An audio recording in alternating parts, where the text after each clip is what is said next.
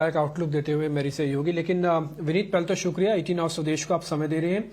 आज ने एक खबर एक्सिस बैंक को थोड़ा पुश कर रही है। वो खबर ये थी कि सिटी के जो रिटेल बिजनेस है, कंज्यूमर बिजनेस है, उसको ये खरीदने के लिए सबसे बड़ा कंटेंडर है। खबर ये भी है कि शायद 1 महीने में डील हो जाएगी।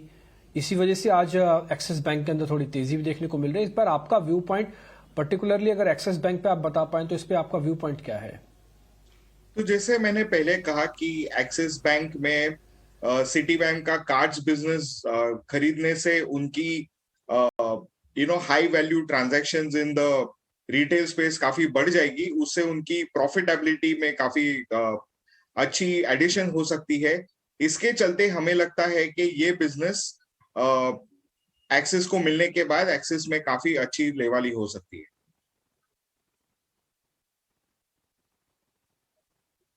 तो क्लियरली एक्सिस बैंक पर ये बड़ी खबर के चलते एक न्यूज़ बेस्ड इम्पैक्ट आता हुआ दिख रहा है। इस पर हमारा फोकस है और इस पर एक्सपर्ट की राय भी आपको हमने बताई, लेकिन साथ ही कुछ तमाम स्पेस है जो कि काफ़ी ज़्यादा खबरों में है। फाइनेंशियल सर्विसेज स्पेस बाजार को संभालने का काम कर रही है। Vineet, good afternoon to you. एक तो चोलामंडलम इन्वेस्टमेंट पर आपकी राय में जानना चाहूंगी। आज सुबह से ही एक मोमेंटम स्टॉक में हम देख रहे हैं, करीब 3% की तेजी के साथ इसमें भी बढ़त कायम है। इस स्पेस को आप कैसे देख रहे हैं और यहाँ पर जिस तरह के ट्रेंड्स नजर आ रहे हैं, पिछले 1 महीने में करीब 30% तक की बढ़त स्टॉक ने दिखाई है, क्या लगता है? So Cholamandalam is a very high quality business. Conservative management है और उनका काफी डाइवर्सिफाइड एक्सपोजर है across NBFC, asset management and other broking businesses. तो हमें लगता है कि ये एनबीएफसी स्पेस में one of our top picks होता है और हम इसमें निवेश करने की सलाह देते हैं।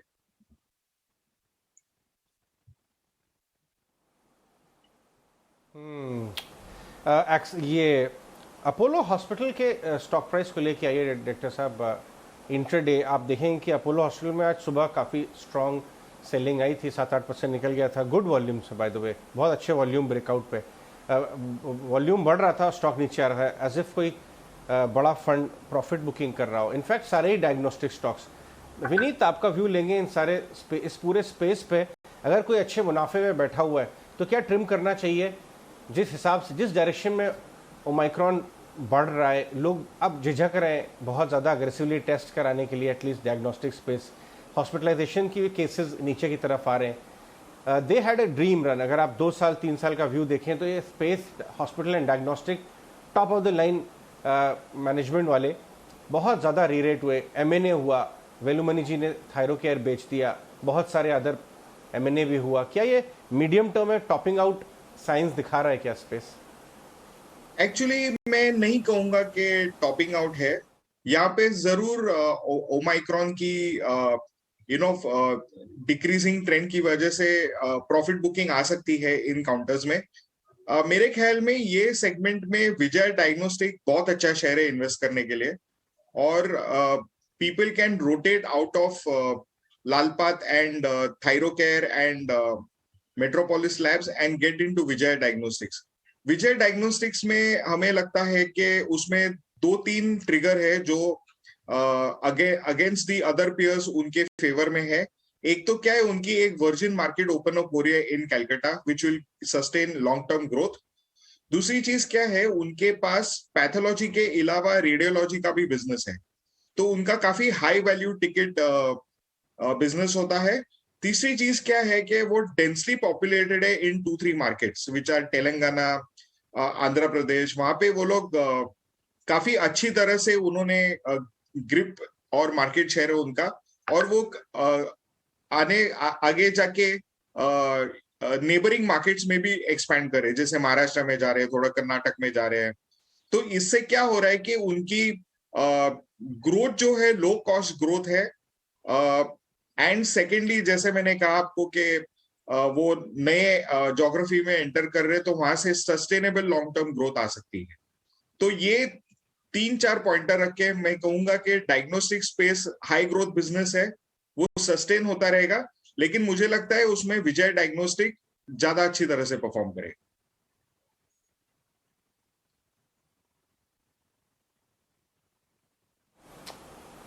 राइट आपसे इन्वेस्टमेंट साइकिल रिलेटेड प्लेस पे एक व्यू लेंगे विनीत, बट उससे पहले प्राइम मिनिस्टर मोदी ने कल शाम को डावोस समिट में बहुत ही इंटरेस्टिंग कमेंट्री दी है कि ये बेस्ट टाइम है इंडिया में इन्वेस्ट करने का। उसको सुन लेते हैं, फिर उसके बाद डोमेस्टिक सिक्लिकल्स पे आपका एक व्यू लेंगे, कैसे कैपेक्स थीम को खेला जाए। तो आपने बहुत सारे कमेंट्री सुनी होगी प्राइम मिनिस्टर मोदी की, स्पेशली इस तरह के इंटरनेशनल फोरम्स पे। कुछ लोग बोलते हैं कि ऐसा लगता है कि वो इंडिया को बहुत ही अच्छी तरीके से हार्ड सेल करते हैं इन्वेस्टर कम्युनिटी के सामने ओवर द इयर्स, और इसीलिए शायद काफ़ी ज़बरदस्त तरीके से ओवरसीज़ मनी इंडिया में आ रहा है, एफडीआई में जॉइंट वेंचर्स हो रहे हैं। आपका क्या व्यू है? लग रहा है कि कैपेक्स साइकिल के अर्ली साइंस आ रहे हैं शुरुआती दौर में, नेक्स्ट 4-5 साल एक अच्छा कैपेक्स साइकिल हो सकता है इंडिया में, और अगर हाँ तो उसे कैसे खेला जाए? आप अगर मोदी जी का गति शक्ति प्रोग्राम को जरा निखर के पढ़ेंगे तो आपके समझ में आएगा कि इंडिया में वो जो 100 लाख करोड़ का केपेक्स का बात कर रहे हैं वो actually works out to $1.33 trillion, and उनका टारगेट है कि 3 साल में किया जाए। तो अगर ये 3 साल में उनका टारगेट हो तो उसमें बहुत ज्यादा पैसा आने की गुंजाइश है कंट्री में। दूसरी चीज क्या है ना, अगर हम 3 चीज परखे तो एक तो आत्मनिर्भर, चाइना +1, और तीसरी चीज है चाइना के जो जीपीएस फेवरिज्म जो था उनके पास फ्रॉम 1978, वो विड्रॉ होने के कारण चाइनीज गुड्स बहुत एक्सपेंसिव हो गए इंटरनेशनल मार्केट्स में, और जनरली जो पॉलिटिकल आइसोलेशन चाइना का चालू है उसकी वजह से क्या हो रहा है कि कोई जगह ही नहीं है इन्वेस्ट करने के लिए अदर देन इंडिया, और इंडिया की पॉलिसीज, इंडिया का मार्केटिंग। दूसरी चीज देखेंगे कि अपना जो डिजिटल लीप फ्रॉगिंग हो रहा है इन टेक्नोलॉजी, वो यूएस से आगे निकल चुका है। आपको एक छोटा सा एग्जांपल दूं तो यूएस में आपको कोविड वैक्सीनेशन के बाद में आपको फिजिकल सर्टिफिकेट मिलता है, इंडिया में आपके पास डिजिटल सर्टिफिकेट आ जाता है। तो कंप्लीटली इंडिया का जो यूपीआई स्टैक है, डिजिटल स्टैक है, इंडिया को जो डिजिटल एम्ब्रेस किया हुआ है इंडिया ने, उसको जो वाइड स्केल में यूटिलिटी हो रही है, उसकी वजह से हमें लगता है कि, और जैसे 1950s में यूएस में मैसिव डेवलपमेंट हुआ था इंफ्रास्ट्रक्चर एंड केपेक्स में, वही सेम चीजें इंडिया में होने वाली है आने वाले इस दशक में। तो हमें लगता है कि investment cycle stocks, capex driven stocks, real estate stocks and manufacturing sector stocks are going to do very well in the coming few years.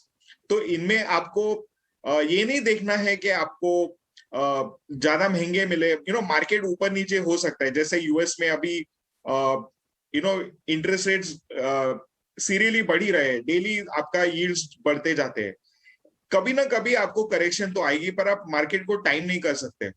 तो इनमें से आप ये टाइम में आप सिलेक्ट करके एक 5 to 7 years का अगर आप इन्वेस्टमेंट होराइजन बना के इनमें निवेश करोगे 3 सेक्टर्स में, तो आपको काफी वेल्थ जनरेशन हो सकती है।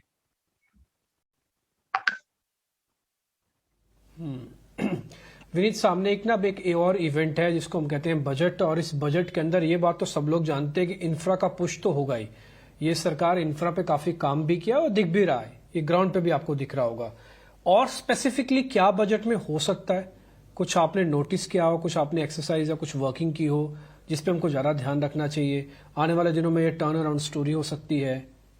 तो मुझे लगता है कि वाटर स्टोरी जो है वो काफी ज्यादा मार्केट में नोटिस लोगों के ध्यान में नहीं है, लेकिन ये water story can be a wild card in the budget, क्योंकि आप देखोगे कि China is running out of water, और चाइना काफी अग्रेशन कर रहा है geopolitically along the border, because obviously they want water resources. So ये जो रिकग्निशन के वाटर का शॉर्टेज होने वाला है आगे जाके, उसमें काफी बढ़ोतरी हो सकती है इन्वेस्टमेंट में, and very large corporations are already making big plans to invest in water. So ये डेकेड अगर हमने ईवी, यहाँ पे 3 थीम मेरे हिसाब से लगती है जो बहुत बड़ी तरह से प्ले आउट होगी। One is green energy, green hydrogen और वाटर थीम। ये 3 एब्सोल्युटली न्यू थीम्स है, और यहाँ पे हमें लगता है कि काफी अट्रैक्टिव पॉलिसीज आएंगी गवर्नमेंट की based on infrastructure development for EV theme, for hastening the process of renewable energy creation, and for water and water management services. Sure thing. जबकि बजट बस कुछ ही दिन दूर है, आपके लिए ये जानना काफ़ी ज़रूरी है कि बजट से जुड़े और साथ ही इकोनॉमी से जुड़े ऐसे कौन से स्पेस हैं जिस पर काफ़ी हद तक कुछ ऐलान होने की संभावना है, और साथ ही उनके चलते ये खबरों में रहते हुए दिख सकते हैं। रिफॉर्म्स को काफ़ी हद तक नज़र में रखना काफ़ी ज़रूरी है। और विनीत जी की तरफ से जो स्पेस खास तौर से नज़र में आ रहे हैं, एक water treatment space, green energy, hydrogen, इन पर ज़रूर नज़र रखनी चाहिए। लेकिन साथ ही कई सारे सेक्टर्स भी हैं जो कि बजट से पहले हम देखते हैं मूवमेंट जरूर दिखाते हैं, पर्टिकुलरली फर्टिलाइजर स्पेस है, एग्री से जुड़े स्पेस है, टेक्सटाइल रिलेटेड स्पेस, इन सब पर एक एक करके हम एक्सपर्ट्स की राय जरूर लेंगे। लेकिन विनीत जी, सबसे पहले स्मॉल कैप कंपनी में एक कंपनी स्पेशलिटी केमिकल से जुड़ी है, उस पर आपकी राय जानना चाहूंगी। बासफ इंडिया, आज के सत्र में हम अच्छी तेजी के बीच स्टॉक में ट्रेड देख रहे हैं। पिछले कुछ सेशंस में भी स्टॉक ने मूवमेंट दिखाई है, और कुछ दिनों पहले घरेलू ब्रोकरेज रिपोर्ट्स भी आई थी जिसमें अच्छे खासे लक्ष्य यहां पर सुझाए गए थे। बासफ इंडिया इन्हीं लक्ष्य की तरफ बढ़ता हुआ दिख रहा है। आपके हिसाब से स्पेशलिटी केमिकल स्पेस और स्टॉक पर नजरिया क्या होगा? स्पेशलिटी केमिकल्स तो इंडिया का निश प्ले है एक्सपोर्ट्स में, अपनी कॉम्पिटिटिवनेस है केमिस्ट्री एंड कॉस्टिंग के अंदर, एंड BASF जिनका इंडिया का जो सेंटर है, this has now become their global sourcing hub. तो उसकी वजह से हमें लगता है काफी बासफ इंडिया में काफी निवेश आएगा, न्यू टेक्नोलॉजीज आएंगे, और बासफ India will become a development centre for बासफ globally. तो इसकी वजह से हमें लगता है कि काफी अच्छा हो सकता है इनके लिए। दूसरी चीज क्या है कि गवर्नमेंट ने काफी मॉडिफिकेशंस किए हैं पॉलिसीज में around food, which are very very good for and beneficial to BASF. तो उसकी वजह से हमें लगता है यहाँ पे काफी अच्छी तेजी हो सकती है आगे जाके।